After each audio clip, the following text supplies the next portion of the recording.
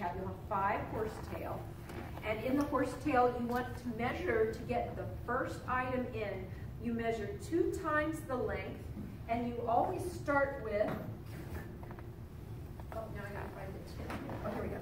The tip of the plant right here, the top, measure 2 times the height, or the length, and 1 time the depth. And that's going to give you the right height for your main heaven line. Then you're going to grab another one, which is a little smaller, and you're going to put that to one side of the heaven line. You're going to have 2 kenzons in your, 2 pin holders in your arrangement. Pull them as far apart as you can, one to the back, one to the front.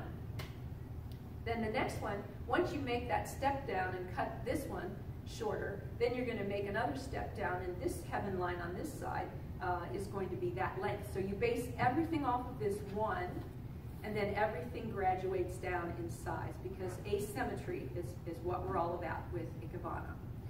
The next thing you're going to put in is the iris. And the iris, the biggest, most bloomed open one, is going to be half the height of the heaven line. Then on this side, now I did this 2 days ago, so they have actually bloomed open and are taller than when I first put them in.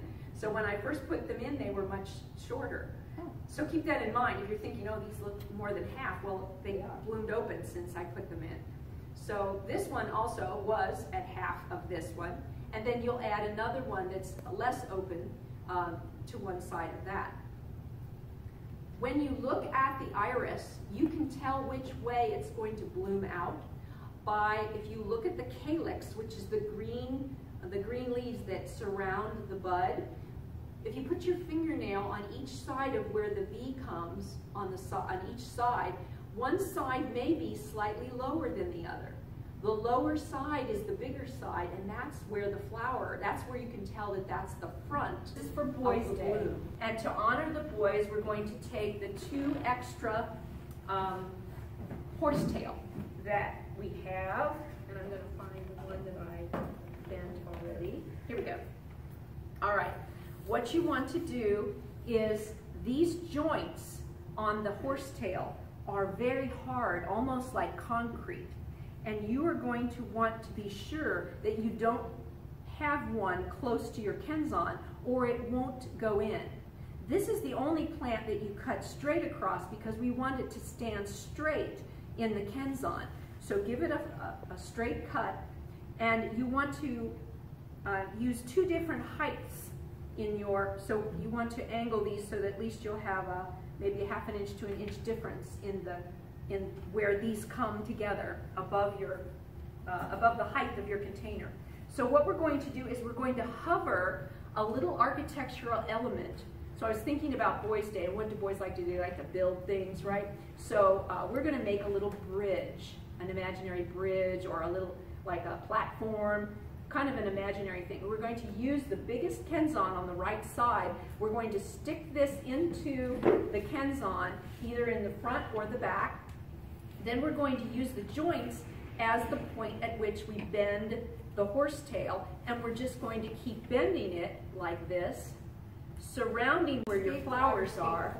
And they should be realistic looking, not cartoony or not unrealistic looking. They should look real and in realistic colors. So they can be koi or turtles or fish or crabs or geckos or frogs, anything that you like that looks good. Now I have a whole table full over there of collection that if you want just for a photo op, you can borrow, but it's my collection, so don't take it home. But you can, here we go. So these are leaves left over from your iris plant. And sometimes they have a rough edge at the end and it doesn't look very nice. So this is where a scissors comes in handy.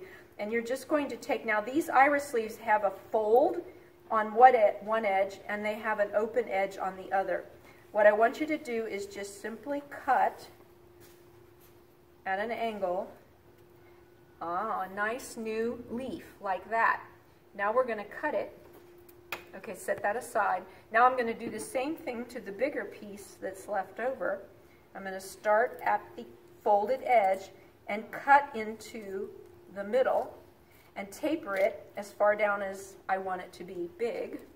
This has a stem in it, so I'm going to pull when you that place out. your Yoko Onos in a unit, sometimes you'll have extras left over, or you can cut one out if it's too bushy. But you're going to take the biggest one and you're going to set it inside, but you're going to pull it down so it's at also a different level. And you're going to cut off the stem. Then you're going to have this one, and you can have that coming from the back like this. And you're going to cut that also. And then as a unit, you're going to just place it in to the Kenzon, and that makes a nice little small finishing touch as your waterscape. It's just a new plant that's just starting to grow out there, okay? Very good.